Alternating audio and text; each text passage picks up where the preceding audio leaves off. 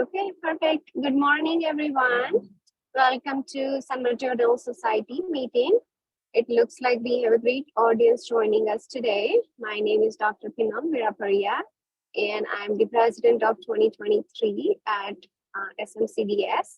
And I apologize if light comes on and off on my face because I am driving. Sorry, we are driving. I'm not driving. Before we get started, I want to review how we will be running this meeting today. All participants will be put on mute. Today's presenter will provide information on leading your dental practice despite chronic staff changes. During the presentation, you may post a question into the chat. Jim will be reviewing them, and if it's something that can be answered midway through the presentation, he will read it out and let the speaker know. There will be time for additional questions at the end. Now I'm going to introduce our wonderful speaker today, Christine Sison. Christine is the CEO of Swiss Monkey, a staffing and virtual front office services company.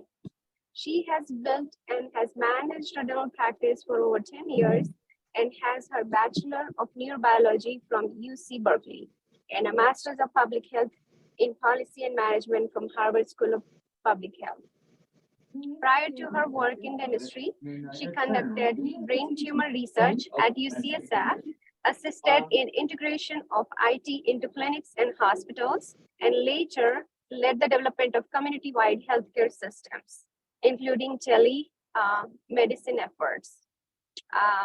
With that, I will hand it off to Christine. Perfect.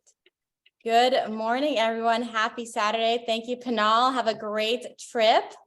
So my name is Christine Sison. I'm excited to be able to spend my Saturday with you. Hopefully everyone has their coffee or their tea or whatever their favorite Saturday morning beverage is. So we have quite a bit of content to go through today, but I was mentioning to Jim and Pinal, please ask questions. I want this to be as informative as possible. We'll go through some stats at the beginning, and I really want to give you as much basically action items that you come away from this talk really feel like you got some information, you have some next steps. So just a little bit about Swiss Monkey. We can talk about this later, but essentially we provide services and applications to help our doctors and practices build offsite teams. So we use tech, we connect you to talent. You'll learn more about it, but that's essentially what we do, is really help our doctors really understand how to be successful in building a contingent workforce complementary to their on-site team.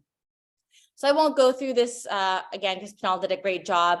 I've had my extensive background in healthcare around mostly, now it's mostly dental, but prior to that, around the medical side, I was really focused on workflows, integrations, and really how to deliver care pretty efficiently. So I got into dentistry actually because my husband's a dentist, I was mentioning to Pinal, and that's kind of how I got sucked into the vortex of dentistry. And so the rest is history. But it's been super exciting the last couple of years, obviously, so with COVID has, really changed, I think, the way people think about operating a dental practice. And so the goal really today is a couple of things. So one, I want to talk about how the workforce has changed, and I think we all know that it has, but I think, it feels different. And I want to kind of dig into some of the rationale behind that, because I think when you understand the cause of wait, why does this feel and look different?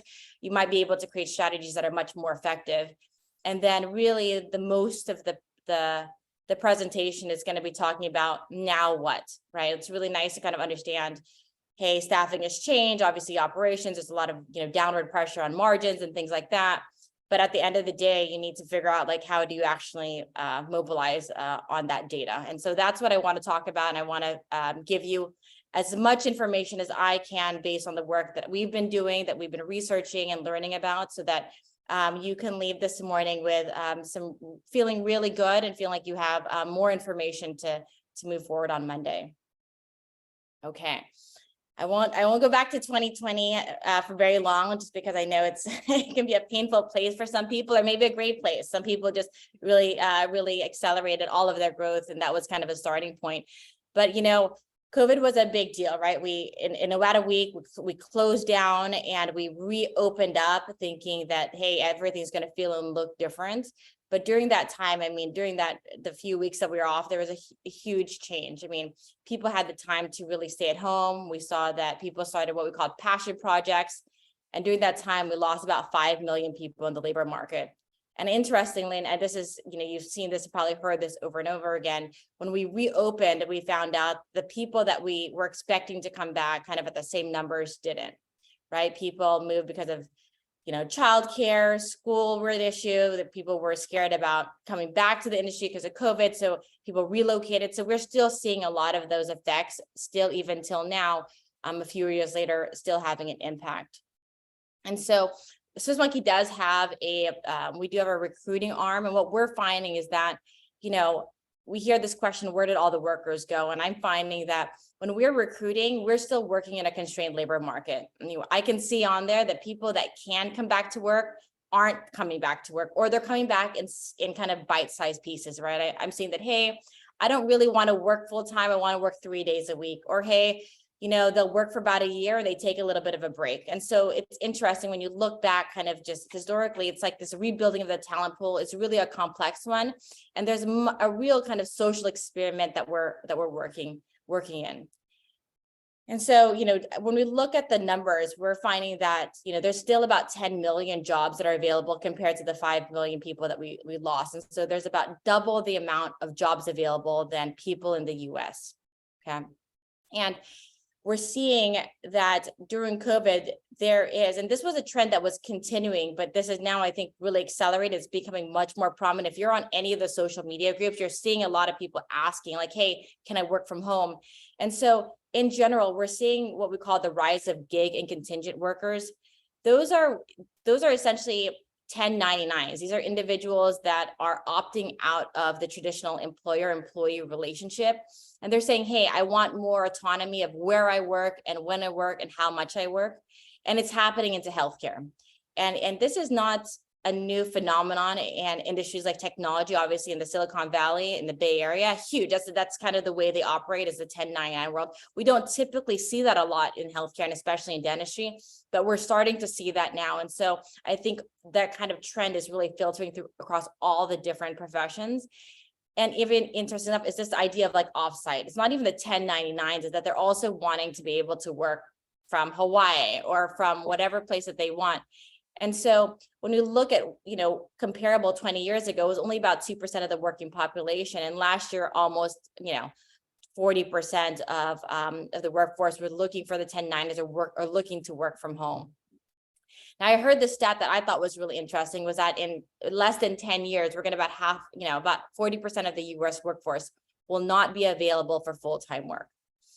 Now, for me, I have a practice as well. And the question really that you start to ask yourself is, man, this is it's not good or bad, but how do you run a dental practice when there is starting to be a pretty large portion of the workforce that's want to be 1099s, they want to work from anywhere. And now, whether or not it's supply or demand side, is that maybe about 40% of them won't be available for full-time work. We're seeing that, I think, a lot in, hygienists, right? That's already, I think that's more common than other things. But if we're starting to say, hey, that might start to bleed into the other positions, how do you run a dental practice? And we'll talk about that, but I think these are trends that are here, that they're starting to gain speed. And it doesn't have to be scary if you can figure out a way that you have line of sight around what's happening and where you want to go. Because, industries like the hospitals, they're doing this, right? In terms of how do they really kind of manage this? And we'll talk about some ways that I've seen dental practices really start to move their operations so that they can understand, when they're seeing this kind of workforce dynamic, what to do in terms of really taking advantage of it. The other, I think, trend that happened during COVID was, and this is big, this is actually affecting also how people, the demographics around who's doing startups, is the predominance of the millennials and Gen Zs. So the baby boomer generation is now starting to really filter out. Now the millennial and Gen Zs, this is the largest workforce in the US. And the reason why that's important is that in general, obviously we're going to do some like gross generalizations here, is that they, they have a different kind of dynamic, right? I mean, they want to get paid more. And if you're having any staffing openings right now and you're talking to some of these, you'll say that, hey, that you're seeing this, you're probably nodding your head. They want to get paid more. They want to get paid faster. They want to get promoted faster. And if they don't like what you're offering, they're going to vote with their feet, which is what they look for a different job. And that's very different than what we were used to, right? With the kind of the book of goods that we were sold staffing, if you were in dental school 10, 15 years ago, was that, hey, people used to, it was like the postal office. People would wait for their turn. You got paid after a certain amount of time, after a certain amount of metrics. And, you got promoted when someone thought it was time for you to get promoted. And I think, what I'm seeing is that people will come back to me. I just had somebody that we placed 3 days into the office, and they just texted us about talking about a raise. And I kid you not, this is less than a week. That didn't used to happen before, right? So now, the idea is, how do we start to have those conversations around, wait, what do you've only been here for X amount of time. It's not even enough time typically to be able to see what you can do. I just saw a stat that says typically in the first month, you're only seeing about 25% of really the productivity of a new employee. So this Gen Z millennial population absolutely looks different. They feel different. And it's taking a toll on my doctors and the managers in terms of, hey, how do we really start to think about the type of work environment that's going to be successful for both of us? Because as a business, some of that doesn't make a lot of sense. And so that is something that's definitely changed since COVID. And I think the other piece here is that they're digitally native. And this is important because this generation grew up with their phones, right? They can enter and exit out of conversations with a touch of a button. If they don't like something, that's how they talk, right? They go in, they go out, they press, they send an emoji. Again, not bad or good, but when you have a high anxiety patient, you're trying to sell a really large treatment plan, you need to really connect with a patient. And we have a whole generation here that hasn't been trained on how to really communicate with the person across from them.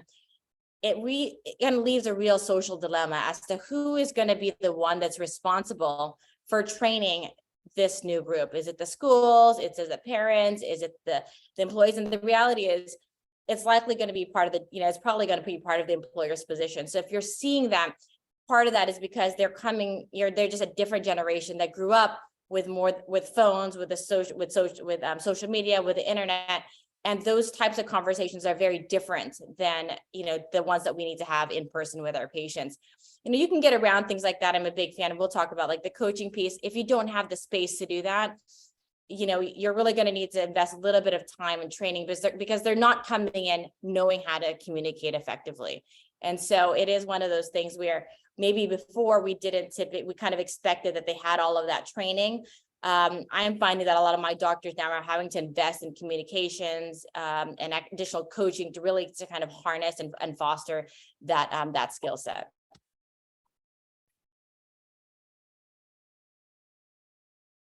This, you probably even hearing the Great Resignation, and now it's called kind of the Great Attrition or the Great Attrition.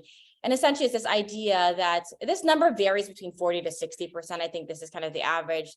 It's still about true. I haven't seen this number drop significantly, but it's the idea here that about half of the workforce in the next year that's actively in positions are saying they're going to be looking for a new job, right? That's a pretty scary thing. That means like literally, in the next year here, they're actively looking for probably a new office.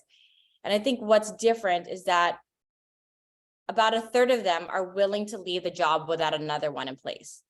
Now, if you remember, I would say back in the day, but the way that people used to look for jobs is that, they'd have another job secure and then they would leave.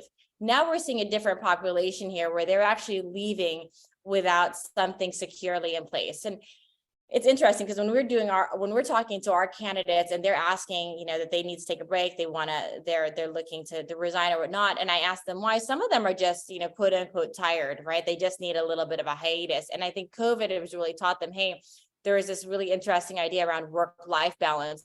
And that has really kind of sunk into, I think, the working population. And so these are stats, again, it's not meant to scare anyone. And I know I had a doctor saying, hey, this is kind of giving me heart palpitations. Like, I don't know what to do with all this. And we'll talk about, some strategies here, but it's important to really understand the dynamics around how important this new generation of labor is looking at the characteristics around it.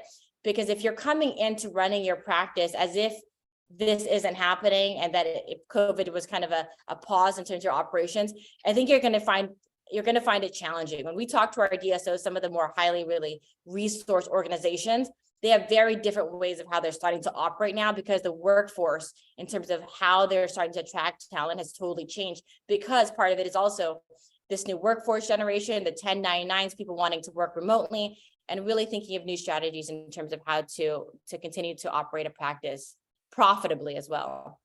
So the ADA just came out with some new data. This should not be surprising, but more than half, 66% say staffing is a big issue, obviously inflation and insurance reimbursement, but by far staffing and really thinking about talent is the biggest headache of most of our practices in terms of what they find as issues. And then we'll talk about admin, but almost 1 of 3 are looking for admin staff. 70% of the doctors say that it's extremely challenging to find the front desk, and all of these staffing issues are contributing to, on average, they say about an 11% reduction. So if you have a $1 million practice, it's about $100,000 in potentially lost revenue.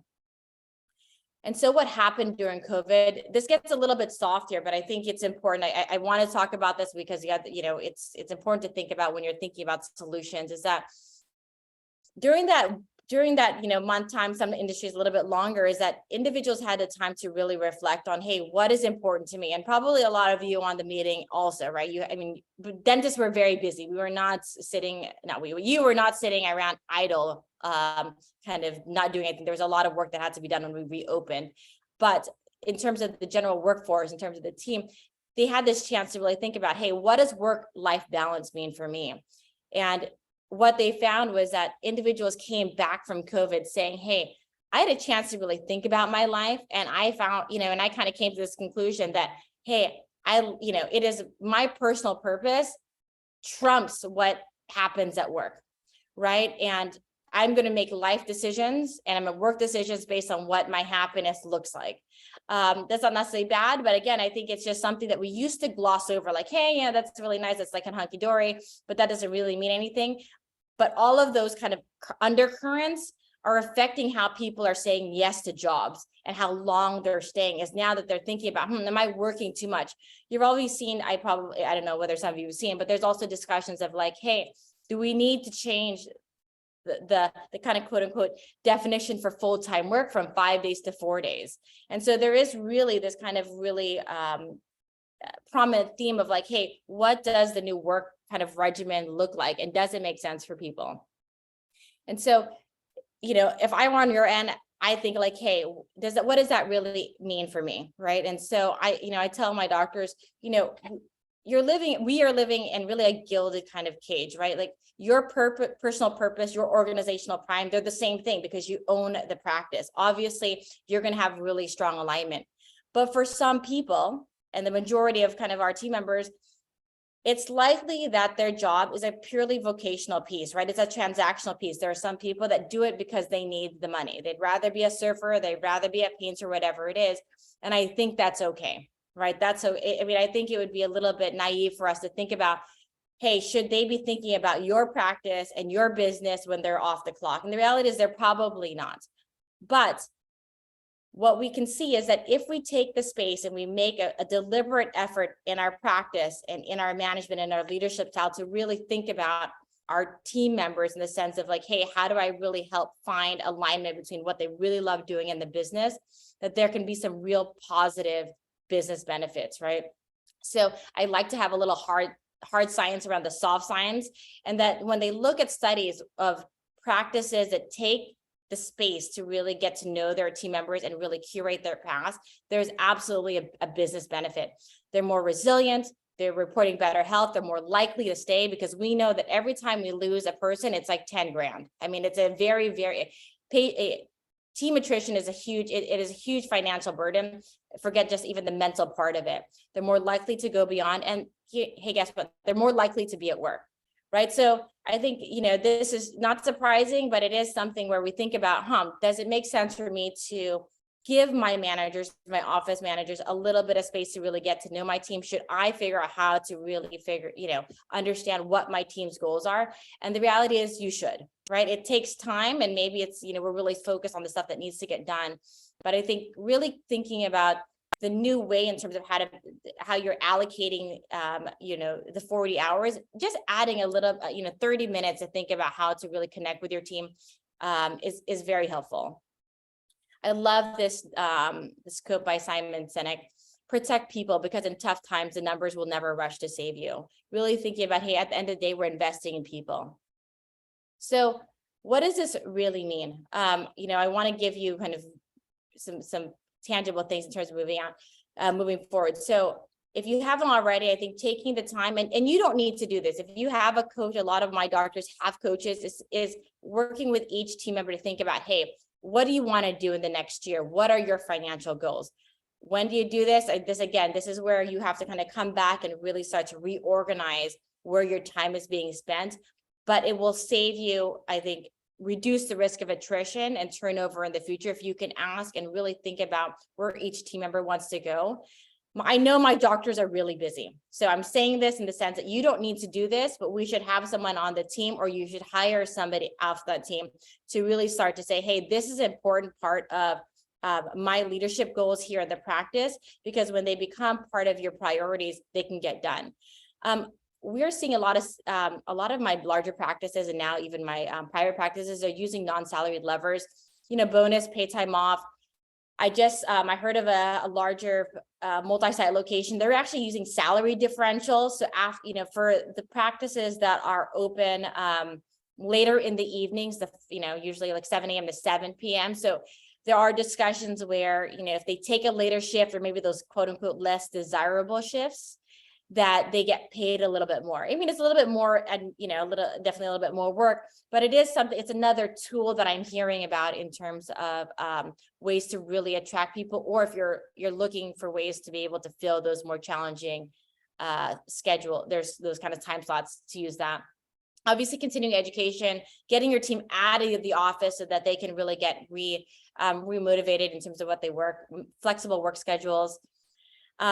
In California, you have to create some kind of like DSO structure, but in other states where, non-dentists can have equity in the organization, we're seeing that they're giving hygienists and office managers equity in the organization. So there are things that I think, levers that we can pull that are outside of just the hourly rates, that you might want to start to really explore to attract and retain your talent. Another kind of tip I have around, like, when you are hiring, especially for those on-site positions, is get to the working interview as fast as possible. There's this term called recruiting nihilism, where essentially where you interview someone, you're trying to ask all the right questions. And, what we're trying to do is hedge our bets to figure out whether or not this person is even worth investing the time in. And I think we need to acknowledge the fact that the screening process is biased, right? They're obviously, we have an opening. They're going to tell us what we want to hear. Of course, they're a great team member. Of course, they come on time. They're very reliable. But what I found is there is such a huge gap between what they tell me on the phone, what they tell me in the in-person kind of discussion, and then once the rubber hits the road. And the working interview, I think, for me, has been the richest assessment as to what that team member is capable of doing. And if anything, it's going to give me a starting point for salary, right? How do they get along with their team members? Do they get along well with my doctor? So the working interview and actually seeing them in action is helpful, because most of the time they're not going to come out as A players, maybe B, maybe a C player. And it gives you a sense of like, hey, let's start off here. And then we can always, I always like the 30-day and bump them up, but I like to start a little bit lower, because everyone typically needs training. It's rare that I see them coming in with no training, even my most experienced ones. So I like my doctors, if possible, to get to the working interview as fast as you can. I am still seeing, now that I'm talking about kind of the interview, I am still seeing a pretty high no-show rate for dental assistants. If you're seeing that, we're seeing that all across the country. typically what we do to minimize that is just when you're doing those dental assistant interviews, carve it out for 15 minutes. That way, if they no show, you're not, you haven't blocked off an entire hour of production, because that is the worst thing to do, is that, you set aside productive time, the person no shows, and now you're kind of SOL. So I do like, especially for the ones that I know tend to have a higher no show rate, I'll just kind of minimize my risk and just do 15-minute interviews, and I'll move things around if they show up. So, and then create redundancy, training programs, and robust, transparent workflows. I'm seeing that as people are coming back into the workforce, but I am seeing more fluidity as to how long they're staying. They're not staying as long as I'd like them to, sometimes 1 to 2 years, sometimes a little bit lower, a little bit longer. But when you are a private practice, boy, every time we have to retrain, it is a big freaking deal. I mean, most of us aren't, we don't have all those additional resources to really, retrain another person. So the more that you can figure out how to create redundancy, have someone help you create a training program. And again, that's one of the things where I think someone outside the office can really take that on, and starting to really document your workflows, right? Having a place where all of your things, all of your passwords, who you're in network with, having some kind of common practice repository is really helpful, because as people come in and out of your organization, and that's, again, we don't want that, but you want to be prepared so that when or if this happens, that you're not feeling like, gosh, this person took all the intellectual property with them, right? Because especially if you're one of those offices that just has one person in the front, it's okay, and they're great, but typically what happens is that you're extremely reliant on one person, and when they leave, or if they haven't leaving, we usually have to come into the office and everything is all over the place. So I think really thinking about, okay, how do I set up and memorialize my practice information so that at minimum, all of that stays inside the practice, right? Again, stuff you don't need to do, we can help you with that, but it is one of the pieces that I'm finding that we're not ready for transition or growth, because everything is just scattered all over the place. What you do, who you're in network with, where the passwords are, when the last UCR fee update was. So trying to really create some transparency and redundancy, and really having a robust kind of workflow blueprint is going to be helpful, not only as you grow and for your team members training, but also as you, if for some reason you're having turnover. So other ways that I'm seeing that our doctors are managing some of the staffing issues is looking at other service delivery models, assisted, especially for hygienists. If you're on here and you're still looking for hygienists, we are still seeing a shortage, and I'm seeing it interesting. The rates, the wages are starting to cross paths against like associates. So we can definitely talk about that if there's interest around that. But I am seeing a lot of practices. It doesn't have to be a long. Oh, is there a question? Okay, it doesn't have to be a long-term solution, but sometimes assisted hygiene may be a model that you might look into, especially if you're feeling like, man, I cannot it's taking me forever to find a hygienist. Is looking at how to really maximize the time that you have and with the person you have.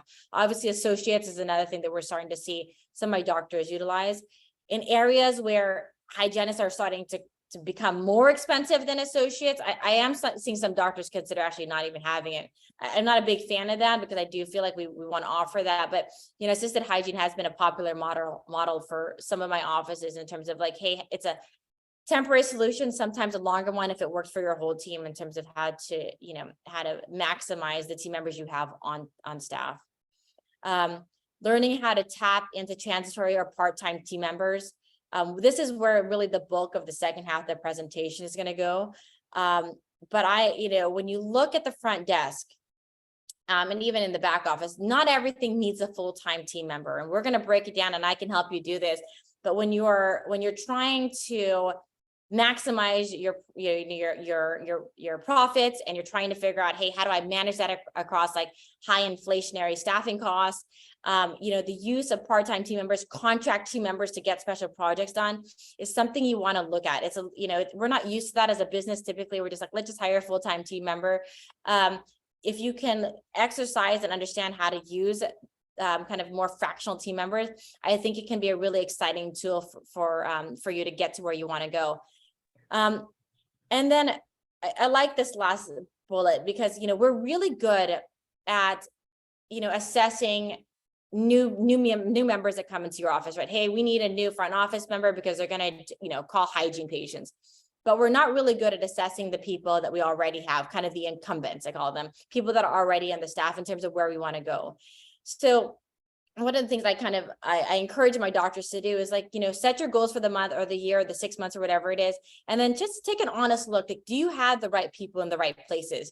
Because sometimes you promote someone and they're not the right person for that. They've never done it before. It's kind of called the Peter principle, where you promote them to the highest level of incompetency, right? And you see that's the most common example of that is you take your treatment coordinator and all of a sudden you make them an office manager, and they were an excellent treatment coordinator, but they suck as an office manager, right? And so the idea here is hey, do you have the right people in the right places, and are you providing them with the resources to succeed, right? Or do you need to kind of reassess and look at tapping into other resources that maybe aren't inside the four walls of your practice to really get to your goals?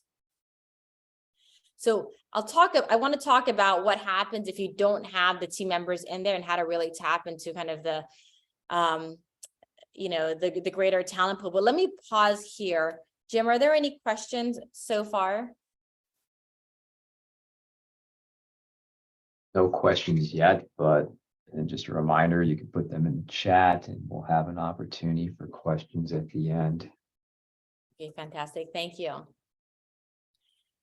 So this is not a new model, but we're really starting to see this idea of hey, trying to think about a different way to operate. Since COVID, a lot of my doctors are starting to really explore it. I mean, it's if you can understand how it can work for you, you can kind of dip it into your operations as you need to. But the idea here is that a traditional dental practice is that everything is done on site, right? You're checking in the patient, you're checking out your treatment plan, obviously all the clinical aspects, the entire revenue cycle, meaning kind of the billing. When I say billing cycle, you kind of think about it as 4 parts. Billing, posting the checks, insurance aging, and patient aging. So all of that typically happens on site. All your hygiene and recare calls, auditing the schedule, verifications, treatments, all of the answering the phones. Typically, we keep that on site.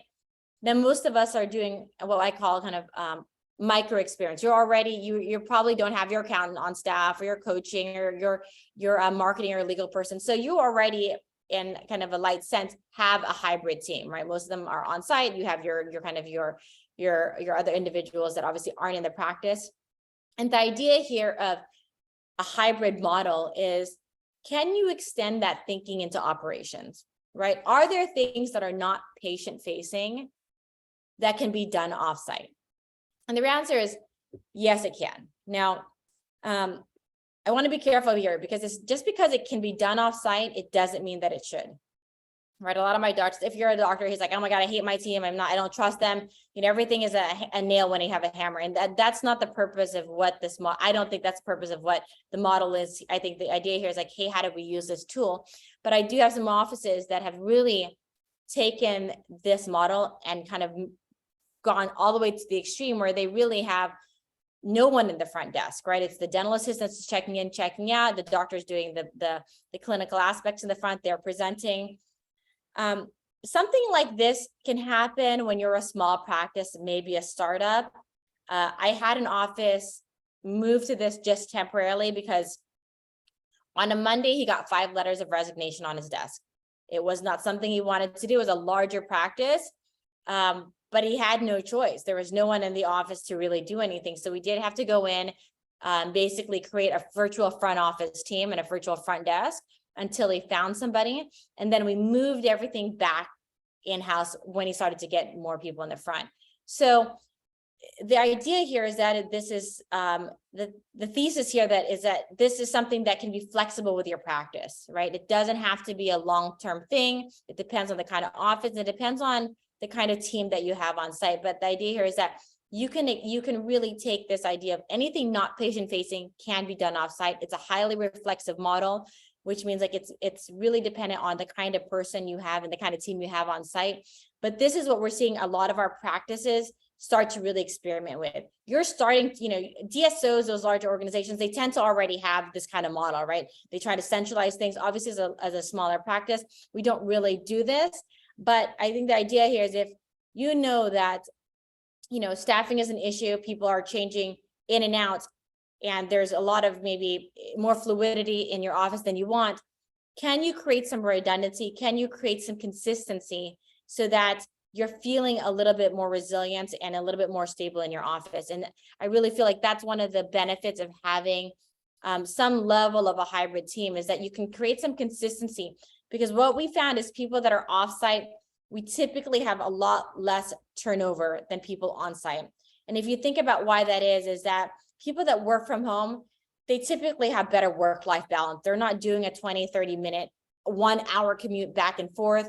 We obviously in dentists, we have a high proportion of mothers and women and parents that are at home, and that kind of extra time is a big deal, right? And so we do tend to see a little bit less turnover in the front, work-life balance. I think the love for work tends to be higher as well.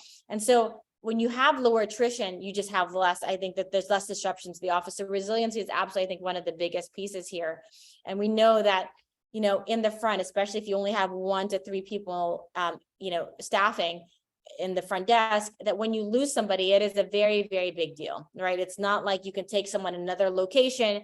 If you have 7 locations, you can just take one and have them come over to your office that's understaffed that day. Typically, if you have only 1 location, which I'm going to just assume most of you have on the phone call, it's a big deal, right? One person's gone. It ends up being a big deal. The person in the front is overwhelmed, and God forbid you have a long extended time where you're understaffed, because it tends to then have really strong repercussions across the entire team. So, you've heard this quote from Charles Darwin: "It is not the strongest of species that survives, nor the most intelligent, but the most adaptable to change." So again, the idea here is introducing you to a model that you can use when you need to, right? It's not something, if you're a traditional kind of quote unquote old school doctor, you need to have someone there. Maybe this is not the thing for you, but if you're open to saying, hey, how do I really utilize an offsite team member, an offsite company or firm or whatever it might be, it depends on what you like, can that be something that's a plus for you? Right? Because if we know that there's not enough people in the US to fill jobs, how are you going to grow your practice? And the reality is there's tons of people that are ready to work. They're just maybe not ready to work in the office. And so being aware of what the talent pool looks like, what this next generation of labor market is kind of really wanting, I think that that's something that's really exciting, because if you can figure out a way to embrace that into your the design of your operations, you can really put yourself at a competitive advantage. So a lot of my doctors ask, hey, so is this going to actually is this going to make me money? Is this going to cost me money? What's the deal here? And the answer is it can do both. So, when we think about, I'll give you an example, insurance aging, right? Typically you might need someone, it might take them a lot longer because that person in the front is they're answering the phones, they're checking out a new patient, they're creating a treatment plan. And so something that should only take maybe 3 hours a week is now taking them 6 to 7 hours a week, because they're doing a bunch of other stuff. And this idea of having to change, gears every single time is really anti-productive. And so one, you can start to build a team or tap into an individual where you're having really focused task work, specialized tasks, where all that person is doing insurance aging. I'm a big fan of that. We can actually do that pretty effectively. But that's one thing you might want to consider, is that you can actually reduce the cost that it's taking to do a task, because you're specializing in it. All they're doing is doing that one thing over and over again, and they're doing it really well. But the other way to think about it as well is if you have 2 people in the front and they're super busy, and you say, hey, Jim and Akia, I want to go from $100,000 practice to $150,000 practice in the next 6 months. How do I do that? And they say, hey, you know what, I really want to do that, but you know what, I'm really busy because I am on the phone with insurance. I got to do the hygiene recare calls. I've got to send out all the statements. I got to do the posting. And so the idea here is, if you can build a team to take off some of the pieces that don't have to be done in the office and say, great, why don't I pull that off your plate? Why don't I give you an extra 5 to 10 hours a week? What can you do with that time? And I'll tell you, if you can give your team back 5 to 10 hours a week, I sure hope that they can produce more for you, or at least create a better schedule. So the idea here is kind of playing a little Tetris and saying, hey, is your team spending time on things that are important, but not, I call it revenue generating, right? Because really what I want is, I want my team members, if they're going to be employees of my practice, and I'm going to be really investing in them, is I want to think about how do I really maximize the talent on site. And so the idea is I want them to do things that are revenue generating. I want them to be providing really great, exceptional service, which an offsite team member can't, but they can. And you can't do that if you're busy on the phone with Delta Dental for 45 minutes, and you can't hang up, because if you do, you're going to start all over again. So the idea is, how do you start to take things off of your team's plate, allow them to have a little bit of joy and just breathing room back, but then also as a business owner, think about redirecting their focus on stuff that's actually going to bring you money, right? Because it is absolutely important. You don't want to have an over 30 that's like 80%. Now you want most of your money coming in within 30 days. But the question is, do you need to have someone on staff doing that on site, right? And you realize you don't. What you want to think about maybe looking at is like, hey, let's take my person 8 hours a day. Let's have them focus on calling all my unscheduled treatment, thinking about helping, market to the types of cosmetic patients I want, or the high production patients. Let's think about scheduling more efficiently. All of those pieces, really working hand in hand with my doctor and my team to kind of get me there. And let's take off all the stuff that are important, but do you want to be paying them Bay Area wages to call insurance? It's important, but the reality is it's not. I don't think it's the best use of their time, especially if we're thinking that, hey, staffing is pretty limited right now. So those are the kind of things to think about in terms of how you might utilize that into your office. And every office is a little bit different. I mean, we can definitely talk about how to integrate this so it's done well, because the reality is people are nervous about it, and I want to have an honest discussion with you today, and also your team. Like, you can do this well, but we need to be really aware of that. People are very hesitant. There's a lot of fear for their job, but there's absolutely a narrative that you can use to get this integrated into your practice. Okay, let's talk about some how to do this, right? Like, let's go to the how-tos here. So before you do that, some of my doctors, they get super excited. Oh my God, I want to do all these things. I would say, I want you to start off small. If you're thinking about, hey, I want to think about tapping into talent, the first thing you should probably do is take an inventory. Now, I really like my doctors. I like to use a coach, or we can help act as a facilitator. I like you to have this with your team, because it can be successful if you like, hey, the doctor's like, we're going to do this and we're going full speed ahead, whether you like it or not. Yes, we can absolutely drive it down if you need to, but it's always best, I feel, if you bring it and you have a collaborative discussion. You usually, what a nice agnostic tool is, you use a financial goal. Where do you want to go? You want to double your monthly production, you want to triple it, whatever it is, and you ask your team, how do we get here? Now, if they can find a way to get you there without having to move people around, fantastic.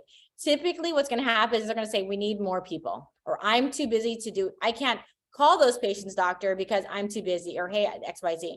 So really, I think having a really strong idea of like where you want to go, how much you want to make, and whatever the bonus structure is, you want to start to create an incentive and alignment around helping you get to those that financial goal, right? And so bonuses, I do like those if they're correct. So typically setting the vision, having a financial goal, having your team then take an inventory of everything that they need done and why, any barriers to getting to that. So once you set that, typically it will be like, hey, we can't answer phones, or I'm super busy doing XYZ. Once you build that, then we can start to really build your offsite team. All right. You connect to a team member, whatever it is. Now, when you're doing this, the first thing you want to do is, if you're going to hire some extra person, or you're doing this, is you want to make sure you have the technology infrastructure, right? What you don't want is, you don't want someone that's offsite, or the company offsite, and what you're doing, you're sending a bunch of HIPAA encrypted information via cell phone or through like your Gmail or your Yahoo account. So there is a blueprint here that we have, I can give to you, or some companies already have that if they provide it, but you want to make sure that you keep yourself safe, right? You don't want someone offsite, because we are still in the healthcare space. We don't want to be sending all of that stuff, social security numbers, credit card information, and someone writing it down on a Post-it, and then whatever it might be, or someone using their laptop at home, and then it gets stolen and it's gone. So there is absolutely, it's not meant to be scary, but you want to just be aware of like, hey, there is definitely a guideline here in terms of like what the blueprint is on a technical aspect, so that we can do this securely. Once it's done, you should be good, right? But there's a couple of things here you want to make sure, like we go over, like make sure you sign out of, once you get into my software, you sign out at the end of the day. So making sure you have the technical infrastructure that's right. Then you want to connect to your talent, assuming you're not using a firm or some company, really thinking, okay, I want to go and use, Susie wants to work offsite, connecting to the talent. And then once you have that, really what's, I think, one of the things that we haven't done really well in the past, but what we've been really laser focused on is like the training and quality assurance. We found that when you add in, when you're doing something like this, it's similar to like an on-site team member, that the first month or so, you're going to have lower productivity because you're going to end up needing to do some training and quality assurance. Even with the best companies, your office is a little bit different, right? And so you want to kind of think about, hey, we're going to invest in a whole kind of new paradigm here of how we're going to run the office. But what's really cool is if you can stick to the process, boy, I'll tell you what's nice is that if something happens off-site, there you have some more redundancy. Now you have a whole team here that's available to you to be able to come in on the back end just in case something else happens. And then communication and feedback and productivity.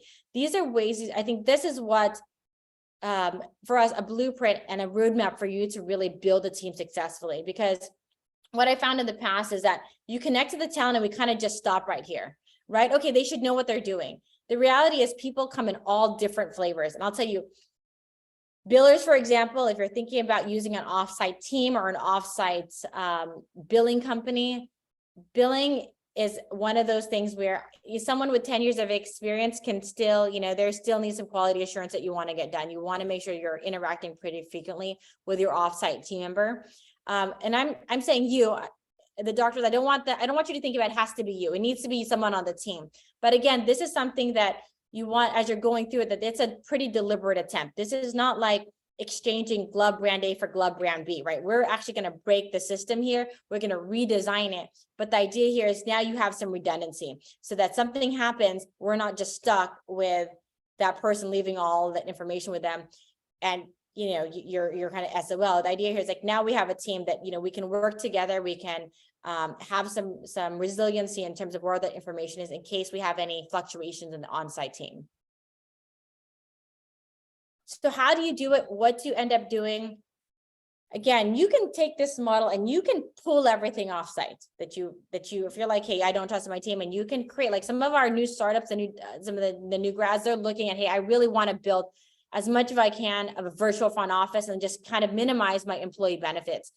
One of the things we talked, I don't know if I mentioned already, but this is a pure expense for you, right? So in California, we have, they're making us jump through all the hoops. We have a lot of employee things that we have to kind of manage. There is a lot of stuff that is, it's challenging, right? So there is definitely a benefit in operational wise to just have a pure expenses as part of your P&L in terms of getting this stuff done. But in terms of what kind of activities you want to get done, it depends on what kind of team you have on site, but all things being equal, typically if I was really hesitant to do this because I'm like, okay, what if they mess up? Is it going to, I'm a small practice. This is my brand.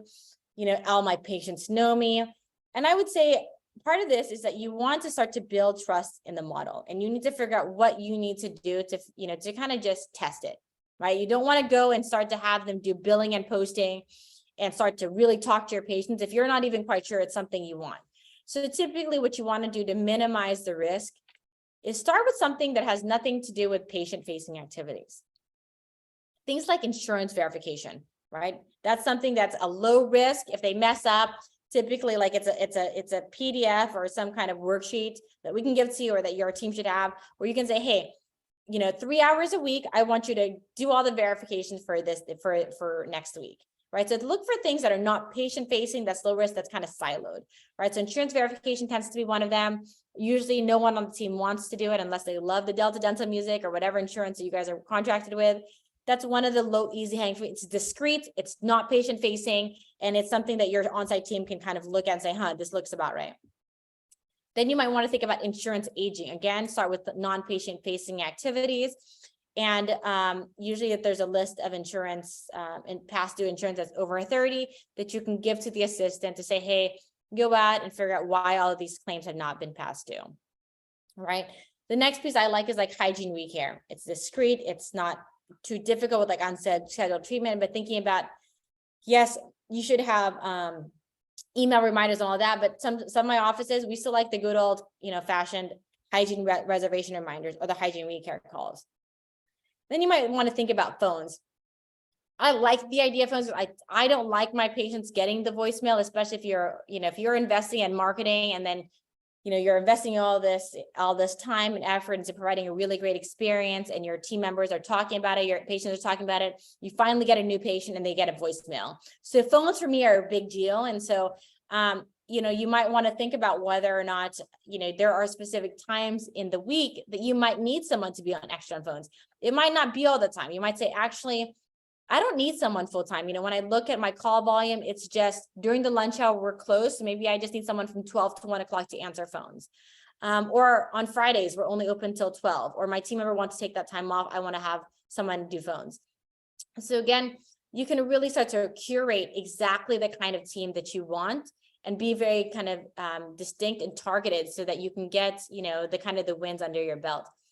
Now, typically you can start with messages only unless you have a really strong structure for scheduling. And the reason I say that is that seeing how offices schedule, you guys all schedule very differently, right? Sometimes you go into hygiene, new patients are 60 minutes, sometimes it's 90 minutes, sometimes they go into hygiene first. So, and sometimes you put emergencies here, and some doctors don't want these patients.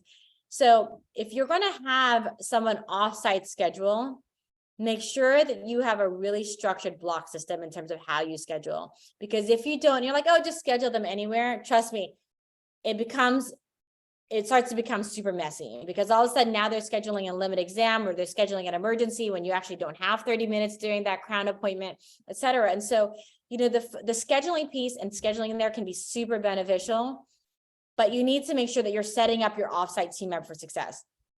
Now, what I liked about the whole process when you're thinking about using and building an offsite team or using an offsite team member is that it starts to really, it starts to force you to have really strong, clear systems, because now you're going to have multiple people touching an account or multiple people scheduling. So it's forcing you to really dial into how you really do things. I think it's an exciting process. Sometimes it's a pain in the butt because we don't have these systems, but it's forcing you to get better because now you're going to have someone else scheduling. So phones can be very, very beneficial.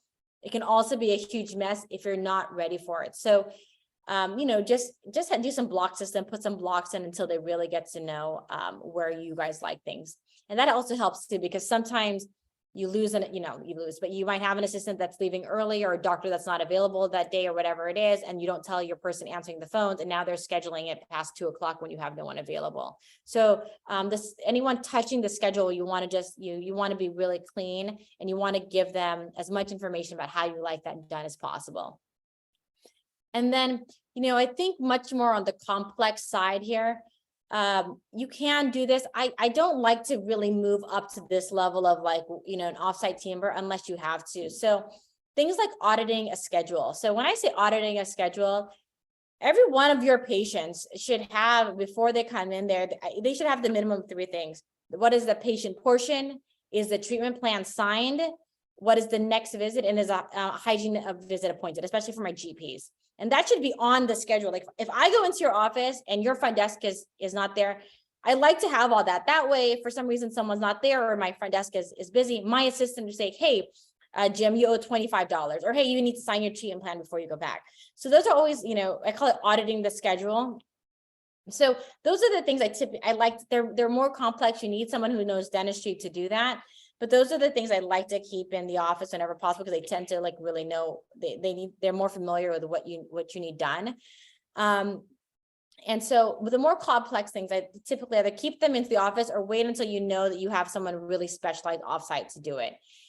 Because it can be really messy if you get it wrong. So when you're thinking about these pieces, think about low risk repetitive tasks that are time consuming as kind of your wins here in terms of how to really do this, because this model can go wrong if you're going to take it and you're going to do the most complex things offsite. That's not really what this model is meant to do. It's meant to help create more time and space for your onsite team. So if you use the model wrong, it can be pretty dangerous. So I would say, don't start there, right? The only time you're ever really going to say, hey, I really want to do this, or I have to do this, is if for some reason you have someone in the front desk that has no dental experience. Right? So we have this, for example, we worked with some offices in Hawaii. Hawaii obviously has just a lower talent pool that really knows dentistry. It's harder to staff there. And so typically we find individuals that have no dental experience. And so in that case, you know, you're going to have to tap into a more experienced treatment planner. So yes, in that case, yeah, what we would do on Swiss Monkey is I would actually connect your junior person in the front with a senior person off site. That senior person will do basically, they'll go in, they'll all audit the schedule, they'll do the billing and the posting, and they will help train your offsite team member until that person gets more kind of familiar. So again, you know, the idea here is you have your on-site team, you have your offsite team, and together they build the complete team. So there's actually really cool ways that you can use it. If you have a team here that needs training, maybe you need additional time and space for them to get up to speed. So you don't want them to answer phones yet until you get somebody, you know, more experience. So again, the idea here is you have this thesis of working on how to tap into this talent pool that's outside of kind of the traditional four walls of your office. Okay. So Christine, we do have a question here. What technology infrastructure do you have, and what technologies do you require your dental offices to have? Yeah, that's a great question. So we have a tech, it's a couple $100 a month, but essentially you don't need to have any tech. We will, for us, and this is just going to be for us, I'll do my little plug here. Obviously every company is a little different. You don't need to have, as long as you have a practice management software, we will plug into you. So we'll actually remote in, we will provide the practice repository to you. We will provide the reporting structures to you. You don't need to do anything. I mean, we'll actually, you know, if you have a voice over IP phone, great. If not, we just triage the phones. So we'll actually take all the work and we'll create that for you. So you don't need to do anything. You know, obviously cloud-based softwares are huge right now in terms of like allowing offsite team members to plug in, but that's just kind of one piece of the puzzle, right? So that's a great question. So for us, you don't need to do anything. We'll just provide that for you. We will plug in. You know, our goal here is really that I need to make it as easy for you to get this done as possible, right? You're already doing a lot of work. And so to tap into a model, it's just like we just move things around, we plug it in, we just make sure that everything's HIPAA compliant. We do training on offsite and onsite people on how to communicate, and then we're good to go. Then we just focus on getting the work done. Okay. So I talked a little bit about this, but I'll just say this. If you're working, again, I want this to be agnostic, right? Obviously I'm coming from Swiss Monkey, but if you're not going to use us, I want you to be aware that these are risks that you want to talk about to your team member, right? So don't use your cell phones, make sure you're not sending patient information, don't use full names, first initial, last name, unless it's a HIPAA compliant software. Don't send social security numbers, any of those credit card information on your Gmail account or Yahoo. So things are really important. Typically, I don't see transparency with offsite team members if they're not working with a company. And for me, I'll tell you this, and maybe for some of you as well, if I'm going to hire an offsite team member, I want to know what they're doing, right? Because the reality is like, you have no idea what this person is doing. Are they like on Facebook all day and they're like not being efficient? So for us, we actually have remote monitoring software where my doctors actually get screenshots and they get a report at the end of each shift what that person is doing. It feels like a little big brother, but the idea here is that, you know, the reality is like, you don't know what your team member is doing, right? We just don't, right? And so we want to have trust, but we want to be accountable. And I think for most people that are proud of the efficiency of what they're doing, they shouldn't care. Right. So there's definitely technology here where we can create transparency both on and off site so that you know what your offsite team member is doing. I have found that the doctors that have the technology in place, they actually know more about what their offsite team is doing because of all of the systems that are in place. And sometimes my doctors will actually have their on-site team members use the reporting structure like, hey, what did you do today? Because for us, we will actually have your team member say, I called 13 patients. I sent out these many claims. I left messages for these patients. This is who ended up scheduling. This is who didn't. Here's all my action items. So there is a platform for you to do that so nothing gets lost. So, you know, we really want to think about, you know, when you're going into this, if you're going to go into this alone, there isn't a best practice. There is no blueprint. So, you know, really utilize, you know, kind of thinking through like some of these bullets here to make sure that it's safe and secure. Right. If you get this right, then you can focus on the job that needs to get done. But there're just a few kind of like, this is not scary. It's not hard, but you just got to do it. Right. Like, got to make sure that they log off, that they have a specific workstation or laptop that's specific to your work. So if it gets stolen and there's nothing else that's on there, no one else is using it.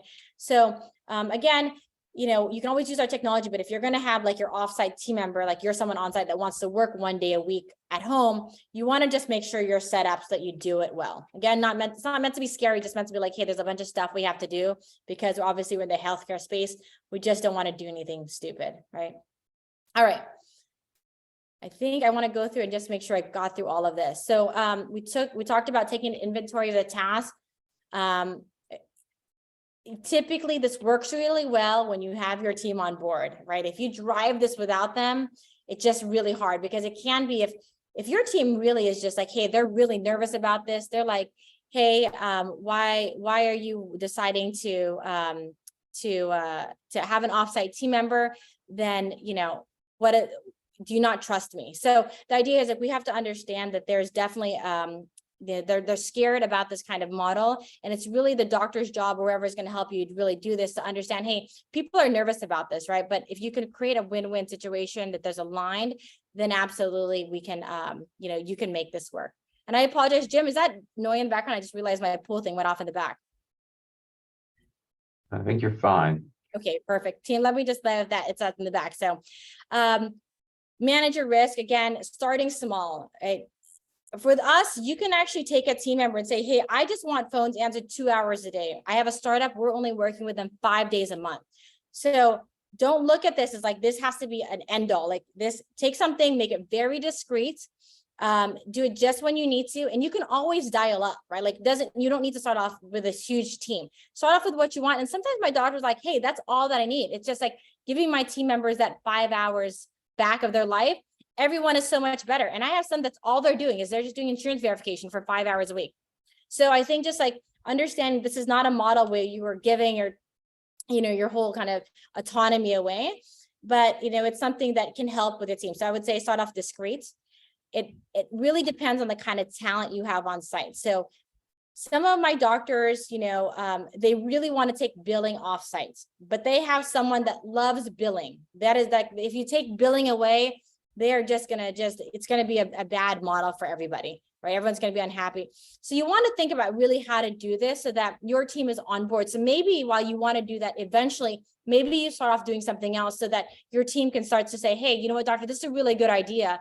And I agree with you. I can't do X, Y, Z if I'm on the phone posting and I'm in the back, posting checks and we're understaffed. So again, thinking about the kind of on-site talent you have, what you want them to be doing, and then building the team around that.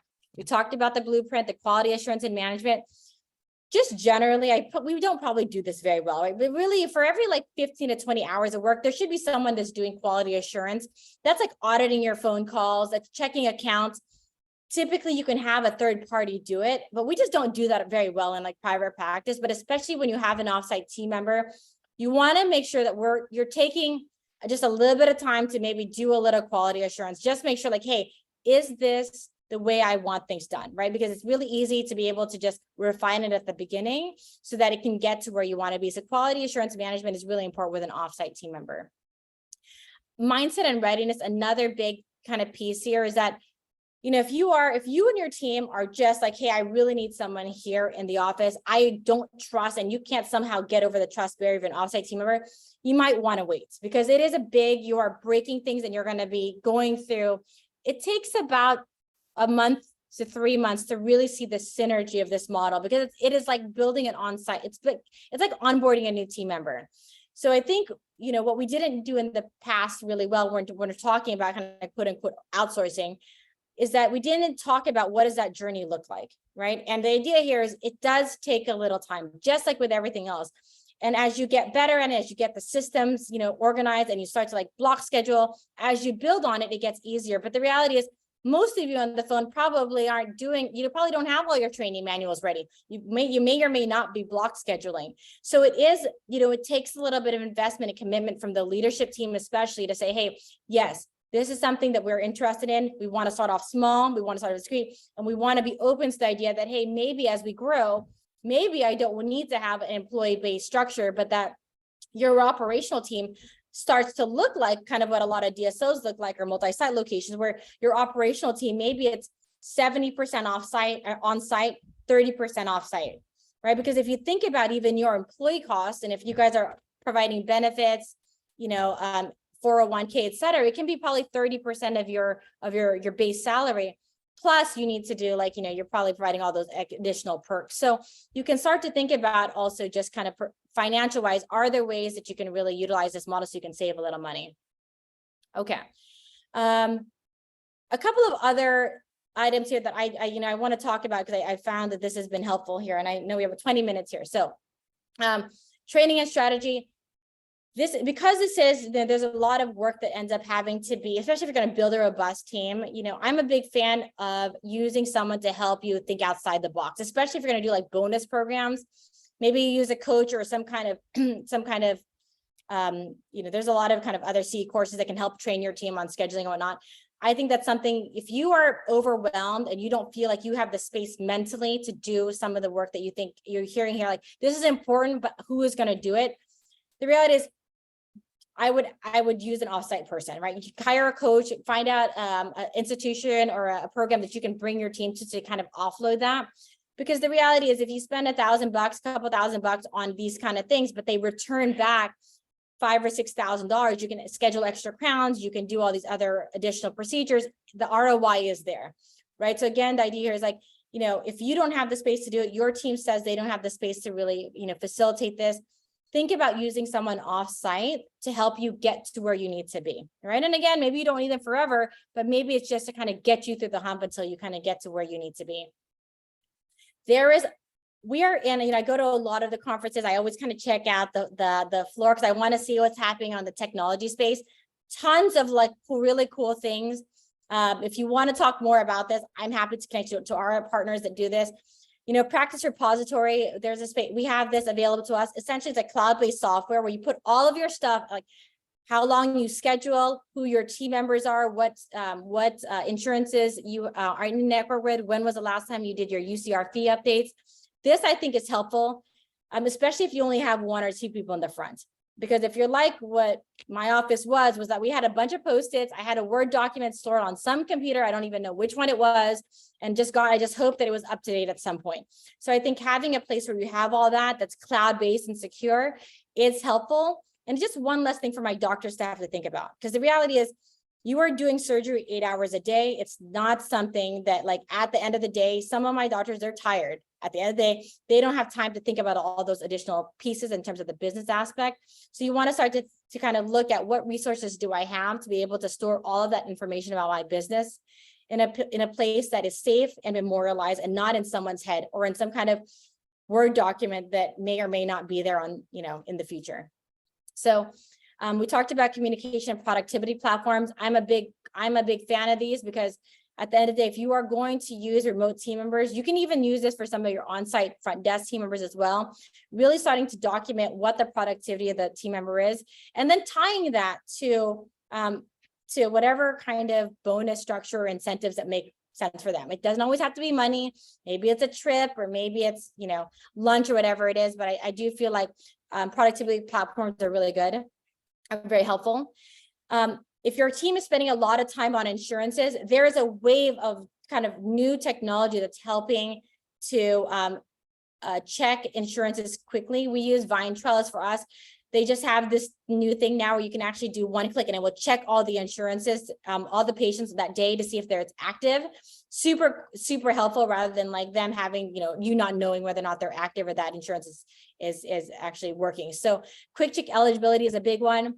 I like EFTs and ERAs. EFTs, essentially the money goes straight to your bank account. Really helpful if you are using an offsite team member, because what ends up happening is if you're not using EFTs, the checks come into your office, you have to scan it into a shared document. The person has to log into it. It doesn't take a lot of time, but it's just one extra thing. So if you're going to use an offsite biller, think about moving to EFTs. It also gets to your bank account faster. There's something called ERAs. This is something that I love. And a lot of doctors, it's free, by the way. It doesn't cost money to do this, but essentially you sign up and you say, hey, I want this, like, it's basically a common platform where all of your EOBs come into. It's great because if for some reason your team forgets to check like Delta Dental, instead of having to go to 5 different websites to check that where your EFTs are, they actually just go to one website, one form, everything comes into that. And that way you're not at risk of like, oh, I forgot to check MetLife. It happens more than you know, and you probably don't even know if your team is checking it, right? So the idea is try to use technology to make sure that, to minimize things going wrong. ERAs are super cool. I like that because the reality is I just had one doctor for like 2 months. We started to do billing for them. They didn't even know that they had MetLife as EFTs, and we just found out about it. But if they had ERAs, it was set up, everything is in there. When you transition tasks, it's not, you have everything kind of set up for success. I'm a big fan, I'm just gonna check time. I'm a big fan of online scheduling. Now, online scheduling has changed. In the past, it's been like more like online requests. So there's tons of now new programs there. You could probably, hopefully you're using one of them where, my goal is if you're going to do a lot of email blast, you're going to tell patients, hey, you're past due for your recare appointment, schedule your treatment. You want to make it easy for them to access your schedule. Now, I'm not saying access for treatment. I'm saying more like access for new patients and hygiene. Okay. The reality is, do you feel like you want your patient to go back and forth for 15 minutes with a busy parent on when they should do their hygiene, when they should have their hygiene appointment done? The reality is they don't need to, right? Like just have an online scheduling software. It's a couple $100s a month, but it saves a ton of time. New patients can schedule it. You can set up when you want it. You can set up, hey, I don't want my new patient scheduling until 3 days after today so that you have time to check insurance, or a week, or you want to set specific boundaries. So you can set up all the parameters for online scheduling. I think it's huge. It's super helpful. It's just one less thing for your team to have to go back and forth, because the reality is, especially in the Bay Area, people are super busy. Going back and forth about like, oh, I can't do that day. I just don't think it's a good use of anyone's time. It's not a lot of fun either for the front desk. And your online scheduling software, it should write back to your practice management software. Ideally, if you're organized. Some of the softwares, what they do is it just gives you a request. Most of them now will make it easy, and it will actually plug into your software. So it will actually write into your EagleSoft or Dentrix or whatever software you're using. So look for a scheduling software that actually writes into the software. It's just one less thing. I like live chat. I use it for my office. I mean, over Thanksgiving break on Thursday, we got like 3 new patients, and this live chat that we use, actually, it's a live agent, the one that we're using, and it actually ends up, they actually can schedule in our software. I think it's a no-brainer for us. It's only a couple $100s. Again, a lot of these things you have to kind of think about. Some of my doctors, we tend to really focus on how much it's going to cost versus how much it can make for us. And so, you hear this theme, don't trip over dollars to pick up pennies, right? So again, you want to, if it's not working, obviously I don't want you to do it. But if you do it, take a look at it, assess whether or not your technology stack is working. If it's not working, obviously cut it, right? If you have a patient population that doesn't go on the website, they're an older demographic, maybe they're not doing live chat, obviously don't do it. But if you have a younger population, you feel like, hey, they want more access to your schedule, they want to be able to schedule really quickly, then you want to start to look at some of these tools, because they're pretty neat in terms of being able to get into your software as fast as possible. And then patient communication software, these are the ones that end up sending the email reminders, the email, campaigns, things like that. There was a ton of them now, and they all, for me, I mean, some of them look more similar than different. And you start to see them I call it like technology sedimentation, where you're starting to see softwares, they're starting to overlap in terms of stuff that they do. So personally, I think as a practice, they're probably starting to overpay, because we probably have multiple softwares that are doing the same thing. But you want to just take a little time to think about, hey, are they all integrating properly, right? Is my online scheduling software connected to my billing software, or whatever it is? So there are definitely things here that we can make sure that everyone's talking really well. And that's important, especially for those in the front, because I went up to the front once and I was going in there and it was just, my email wasn't connected, my online scheduling tool wasn't connected. When I was sending my patient statements, I wanted a link for them to pay online, but that wasn't there. And so, again, not something you can do, but if you were saying, hey, I'm interested in just kind of having an assessment of like, how do I just make my front desk just more efficient so that they're not having 5 different windows open? they're texting on this, they're sending an email here. I mean, there's so many ways now that everything should be just done on one platform that it just makes your team just more efficient so they can do other pieces. So again, if you're interested in some of those pieces, my contact information will be at the end.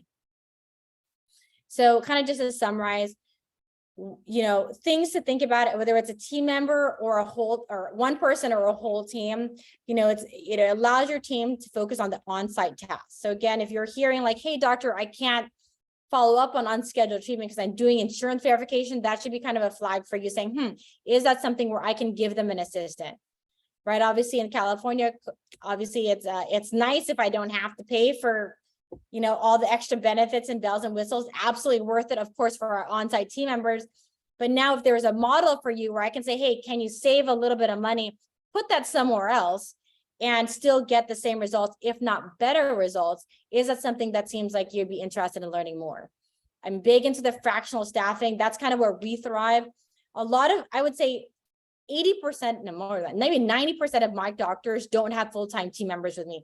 What they've done is they basically really consolidated.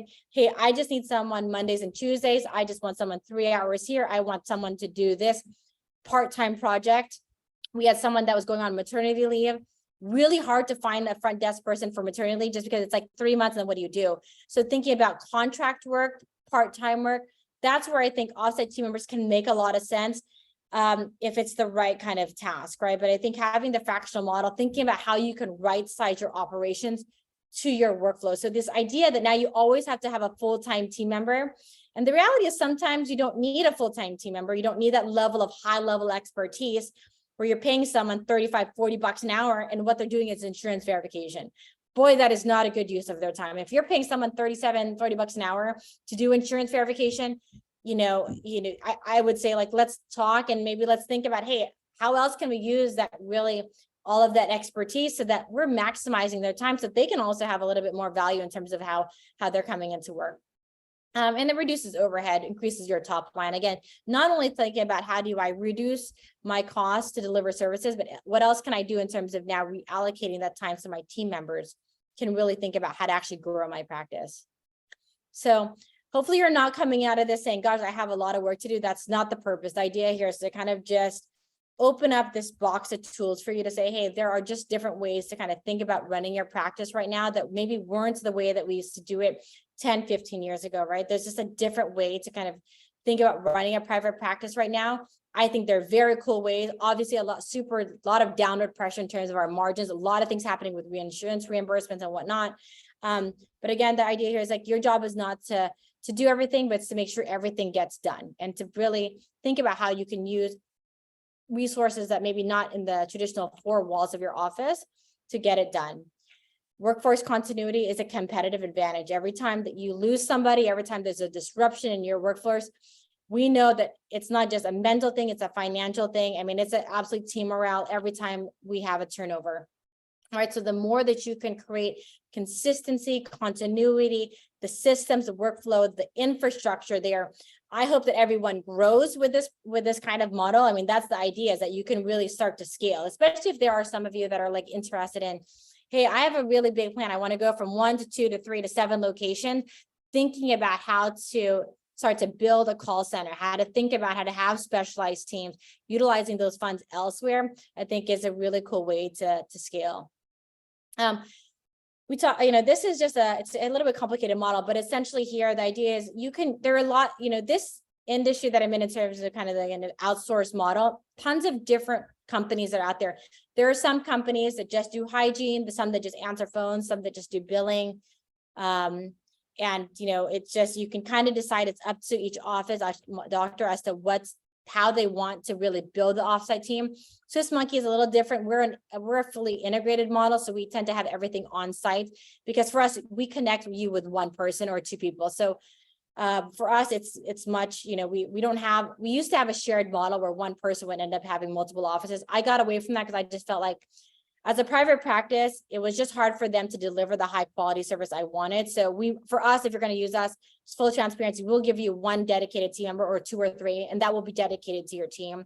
for us, I tend to see that both sides tend to win more, but there are absolutely other companies out there where if you want to have a firm that's doing one specific thing, they can do that too. You just want to, as you're doing that, you just want to make sure that if you're having multiple people do kind of do various tasks, you just want to make sure that you're asking the right questions, and that they're all coordinating, right? Because at the end of the day, sometimes, for example, I had one office, she had one company doing getting the insurance breakdown. Then she had another person in the office putting in the insurance, one person sending out the claims, and another company posting the checks and doing follow-up. And she was maybe a $60,000 office. It wasn't a very big office. It was just, I think in that case, we over specialize, right? We kind of just over rotated towards specialization there. It was a little bit unnecessary, not really my call, but that's what she ended up doing. The challenge there is that we had insurance with dual insurance and we didn't bill it out, and we couldn't figure out where the ball was dropped because there were 4 people involved.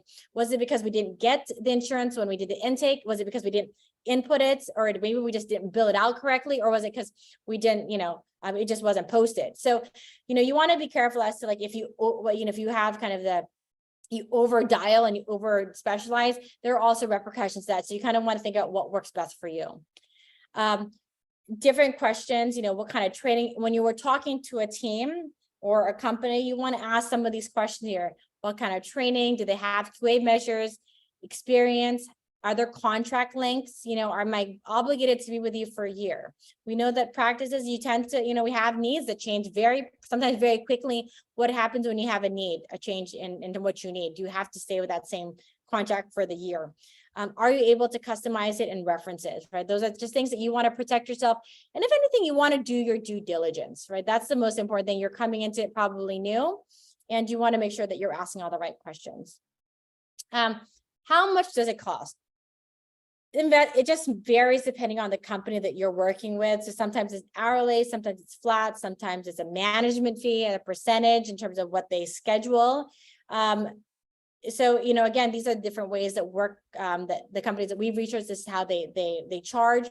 You want to figure out what works best for you, because every office is a little different. And some, you just may have an attraction towards one type of model, but there are different models out there. You just got to figure out which one might sound most appealing for you. For us, we just do the base management fee and we bill hourly. Just so that, because I want to make it easy for my doctors to figure out exactly what that looks like for them. And most of my doctors want to know, is this going to cost me $1,000 a month, $2,000 a month, or $10,000 a month? Sometimes when there's too much variables, it's hard to get a sense of allocating the budget. So every model is a little different. So you want to get a sense of hey, based on your current patient, your current practice DNA, what does that look like for you to build a team? So, again, Swiss Monkey, what we do is we provide the infrastructure for you and we will connect you with a team member. Your team member can do different things. Or you can just, one of my doctors already had their team actually, and they just wanted to use the technology. Again, we operate a little differently. So, I think that's just something that we do over here. But again, if you're interested in learning more, absolutely, definitely talk to me. If you just want to say, hey, I'm still nervous about it. What are the other ways that I can really make sure that this succeeds? We can actually have that offline. So insights to keep in mind.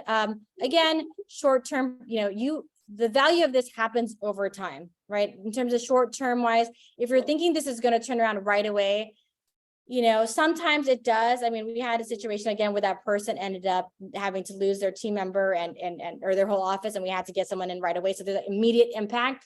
But typically, just give yourself enough time to really train your offsite team member, and you can start to really see the fruition of the model. Because I'll tell you, it's really helpful that if you have a team and you memorialize your systems and everything is in one place. Because worst case scenario, if something happens in the front, you can at least call me and you say, hey, Christine, my team member is gone. What do I do? And I can remote in and I can keep these going until we can find someone offsite, right? Or on site to continue the work. So the goal here is that I want to give you peace of mind that worst case scenario, someone leaves your office, you feel like you're just it's taking forever to find a team member. You can move this model all the way and make it very, very aggressive. It doesn't need to be a long-term, but it is something that, is an option for you should you need it. We talked about over rotation and also weaknesses. Again, if you're not block scheduling, you don't have clean systems, or you're in office. I had one office where they had 5 doctors, 3 specialists, very, very busy. They had no schedule. There was no way to schedule. I mean, it was just like schedule whatever. There was like time on the books. You know, it's going to be really hard for an offsite team member to be successful there. So you want to, again, this is going to highlight where you're weak. If you don't have good documentation, it's going to say, hey, guess what? I can't send out that claim because my team member, my doctor didn't document, right? Again, I think personally as a business owner, I think it's good because you won't want to pretend like you don't have weaknesses in your workflows. For me, if I have a front desk team member, it's only one person, most of the time I would say like that team member is going to keep everything in their head because there's only one person there. Like I don't need to talk, you know, maybe they are not motivated to say, hey, I spoke to Joey about the, you know, a treatment plan and he wants to do care credit, right? And so maybe that's just in her head because she's going to remember that. But because now you have an offsite team member, now there's more motivation to keep that documented and on site. And as a business owner, I think that's great because I really, for me, I don't want to be relying on one person. I don't know whether they're going to be there today or tomorrow. So I think the more that you can kind of really create an infrastructure and environment where they can start to keep things in a common place where my doctors and the business owners just can have a nice, secure place to keep everything. I think it's one extra thing that you can do to make sure that you are that you have good, seamless infrastructure in place as you grow, or if there are transitions. So just wrapping up here, let me just look at time. So again, reassess your current talent pool against your strategy in terms of where you want to go. Active reallocation. Do you have the people in place to get you to where you want to be? If you don't, think about, is there a place for tapping into offsite talent, right? Again, doesn't have to be everything, but are there places where you can really start to kind of take advantage of the ecosystem that's available? And I would say crystallize your value proposition. I think, you know, you hear a lot around PE, private equity, DSOs, et cetera.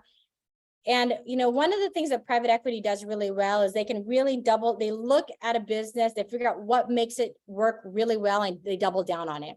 And the reality is you can do that even without private equity. You know, you don't have to do that alone, but if you really want to think about, hey, how are these other companies really starting to scale and really generate the revenue? You know, think about how do you take your business and how do you triple it in the next 5 years, right? Again, you don't need to do that alone, but that's exactly what private equity and some of these other, you know, other funds are doing and coming into the space and thinking about, hey, how do I really start to, you know, generate a really profitable business that's making a lot of money? So again, not all of it is that, but that's something that if you're thinking about, hey, how is this happening? You can do that and you don't need all that extra support if you feel like, hey, I want to keep all the equity in-house. So a lot of information. Thank you so much for joining me on the Saturday here. Hopefully you got something out of it. Here's my information. My cell phone is here. Please feel free to text me. I know the day is super busy. I talk to my doctors before hours, after hours. We can set up time as you're driving with your kids, whatever it is. I'm here for you. But let me kind of pause there and see if there's any last questions, any questions.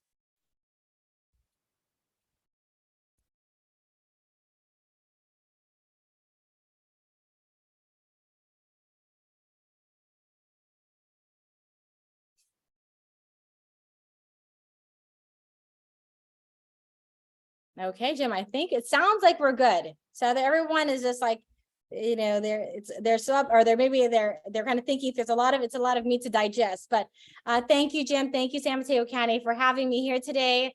Again, call, text, email me. Hopefully this was helpful. So